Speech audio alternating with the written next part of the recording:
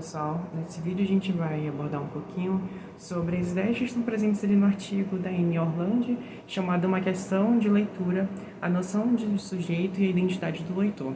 Esse artigo faz parte do livro A Linguagem e seu Funcionamento. Então, iniciando nesse artigo, a autora ela dá uma explanada sobre a questão da análise do discurso, né?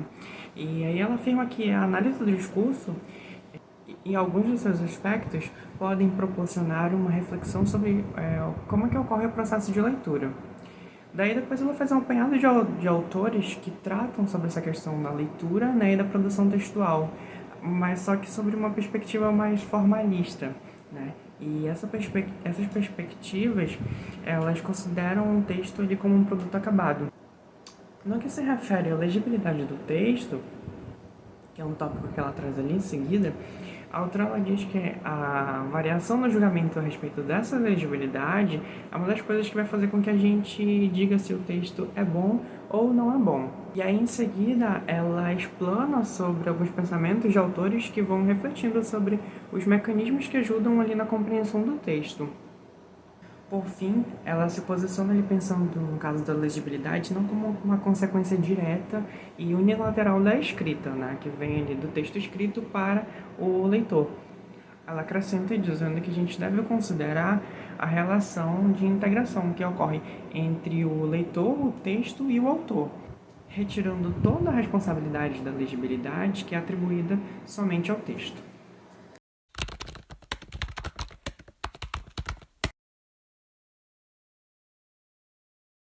Dando continuidade àquilo que já vem sendo falado, e partindo agora para o aspecto de produção da leitura, é importante destacar que a leitura que a autora puxa aqui nesse texto não é uma leitura decodificadora, mas é uma leitura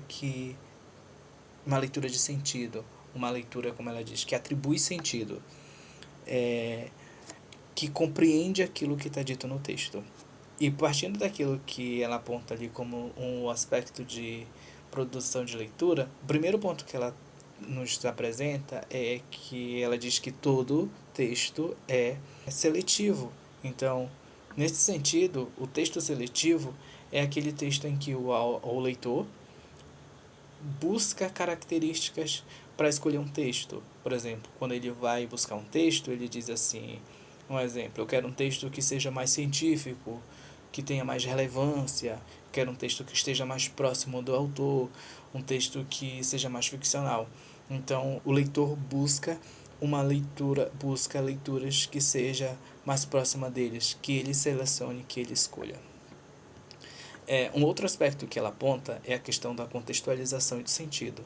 Ela diz que para o leitor ter um sentido, compreender aquilo que está escrito e entender o texto, é necessário que ele tenha um distanciamento do texto. E esse distanciamento se dá a partir da compreensão do contexto, da compreensão do sentido. E só assim ele consegue compreender e dar sentido àquilo que está no texto.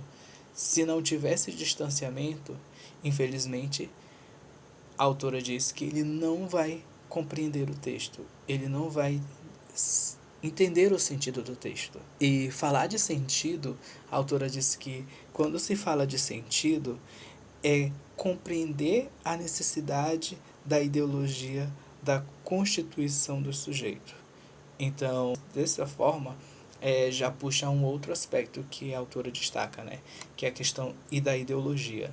Então, o sentido é também uma questão de ideologia, que neste sentido, ideologia, esse entrelaçamento entre ideologia e compreensão do texto, pode saber que tem ali uma relação de confronto, de, de afastamento do leitor real para o leitor virtual. E o que é o leitor virtual?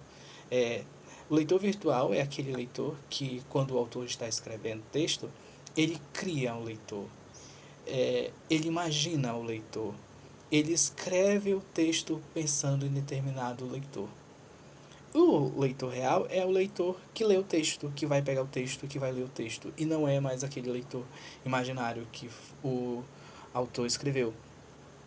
E dependendo do leitor e dependendo do contexto também do leitor, né, possa ver que tem ali um confronto. A ideologia que o autor tem possa não ser a mesma do leitor, ou então os dois possam convergir, e aí ela até usa uma palavra que ela diz que o leitor vai ser cúmplice do autor. Então ele acaba gostando do livro e não refutando o autor. Mas do contrário, vai ter embate. Então possa ser que, por conta da ideologia, do sentido que se tem na obra, no texto do autor, possa ter esse embate entre o leitor real e o leitor virtual, entre o leitor e o autor. Partindo ainda desse sentido, nós temos a ideia que ela puxa sobre o aluno ideal, ou a gente pode também usar o aluno virtual e o aluno real. Ela diz que o aluno virtual é aquele que os discursos pedagógicos imaginam, e esses discursos pedagógicos, eles não valorizam a compreensão, eles não buscam um sentido de compreender, ele não dão importância, seria essa palavra, eles não dão importância à compreensão.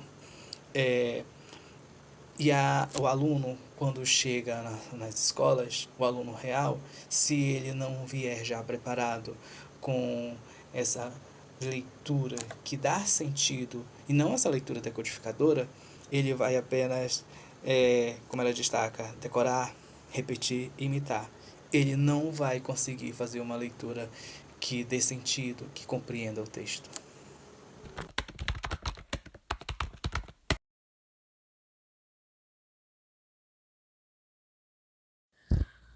Ok, então para fechar, né, nós vamos falar agora um pouquinho sobre a noção de sujeito do autor e leitor no artigo da Anne Orland, né?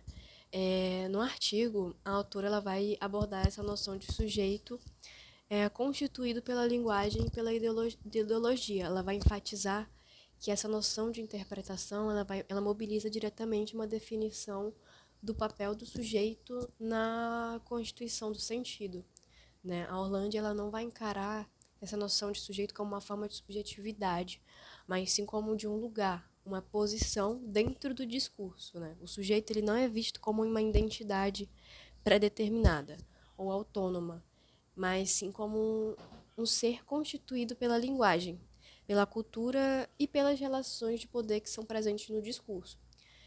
A Orland ela vai enfatizar que ela vai ressaltar que o sujeito ele não é uma identidade fixa. É, então, o sujeito autor e o sujeito leitor, eles desempenham papéis que são fundamentais na constituição desses sentidos e na identidade discursiva. O que seria, então, isso, mais ou menos? O sujeito leitor seria aquele que produz o discurso, ou seja, ele escrito, oral, visual e entre outros exemplos. Nesse processo, o autor ele é influenciado pela sua posição social, ideológica e histórica, né? O que é? O que vai moldar a maneira como ele constrói os sentidos e se posiciona discursivamente, né? A Orland, ela ressalta a importância de se considerar a autoria como uma prática que é rodeada por relações de poder e ideologia. Mas, por outro lado, o sujeito leitor é aquele que interpreta e atribui significados ao discurso. Então, segundo a Orland, a leitura ela não é um processo neutro, mas sim permeado por questões ideológicas, né? Que vão influenciar na compreensão e na atribuição dos sentidos. O sujeito leitor, ele insere no discurso a sua posição social e ideológica, né? O que vai acabar impactando, né, na interpretação do todo.